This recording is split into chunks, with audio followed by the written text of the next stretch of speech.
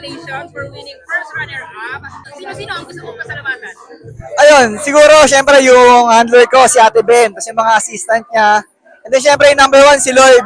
Ayun, thank you, Lord. Ano mga preparation mo for this pageant? Ayun, syempre, workout, proper diet. Syempre, nakakaba, grabe. So, anong activities or event ang dito sa journey mo ang hindi mo makakalimutan? Yung ano, yung pagtawag ng top 14. Kala ko talaga laglag ako sa top 14. Ha? Ano yung feeling nung hindi ka natawag?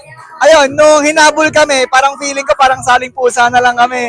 Pero ayun, will ni Lord na makapasok pa rin sa top 3 and thank you, thank you. Nakapasok sa nilaban mo talaga.